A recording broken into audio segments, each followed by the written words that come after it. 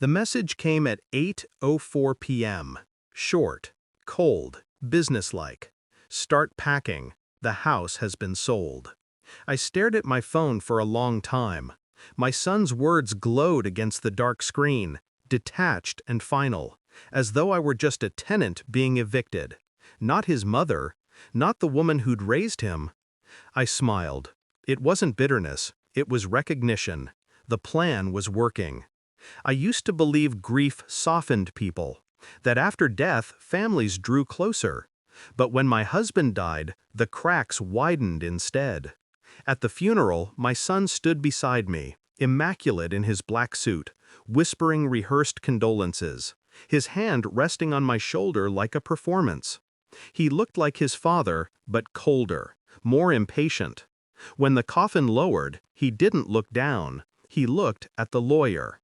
That was my first clue. You see, I wasn't a helpless widow. I knew how men in my family operated. Charm first, betrayal second. My husband had perfected it. My son had inherited it. When my husband was alive, he made me believe everything was in his name for simplicity. The cars, the business, even the house I'd picked. I played along. I smiled through the signatures, but I watched, and I learned. When he died, I didn't mourn a husband. I mourned the illusion of partnership. The day after the funeral, my son came with tea and a spreadsheet. He talked about liquidating assets, debt obligations, and joint liabilities. I listened. He believed my silence was weakness. He didn't realize it was strategy. "Don't worry, Mum," he said, smiling the same smile his father used when he lied. "I'll take care of everything." I almost laughed. He thought I didn't know about the pension, the life insurance, the second home in Spain that my husband had bought quietly, in my name. He thought the widow in front of him was a relic, not a strategist. I decided then I'd let him think that. Over the next few weeks, he started to visit less. Only messages. Always about money. Always polite with that undertone of ownership. I began packing, not because of him, but because of me. My boxes weren't filled with clothes or keepsakes, they were filled with evidence. I made copies of every document he had touched, every power of attorney he had drafted for convenience. I traced his communications with the lawyer. I even found the fake debt he'd planned to clear using my husband's estate. He wasn't just planning to sell the house, he was planning to erase me.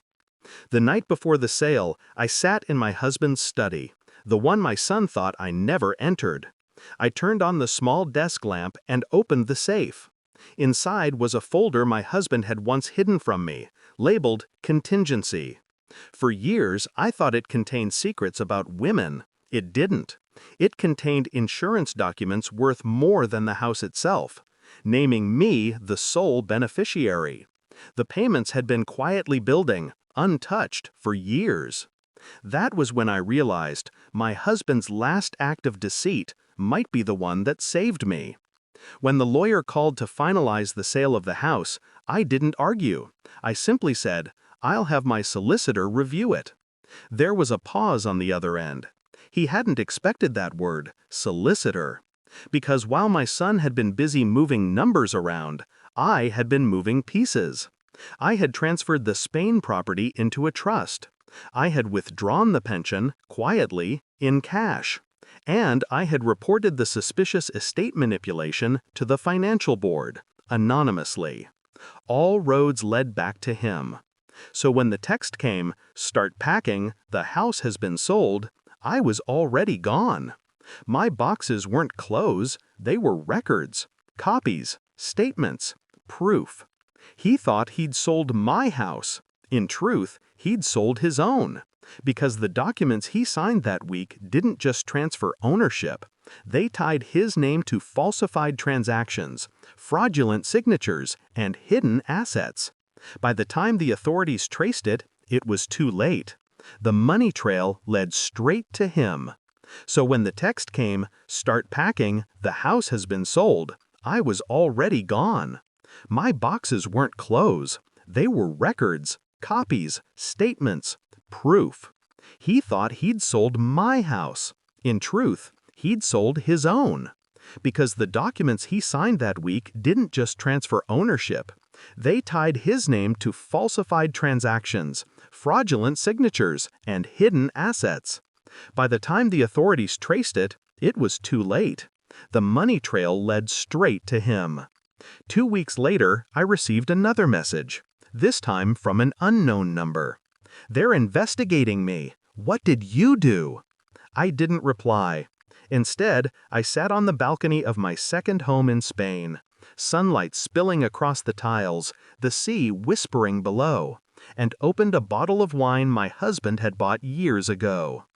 Grief had turned to clarity, and clarity had turned to power. Sometimes I think about that text, "Start packing." He had no idea how right he was. I had packed, but not the way he thought.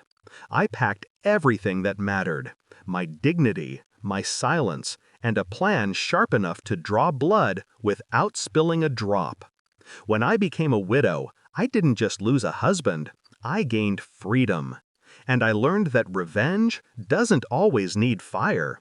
Sometimes it only needs patience and a signature. They took his passport yesterday. The lawyer says the investigation could take years. I just smiled and looked out at the ocean. After all, justice has.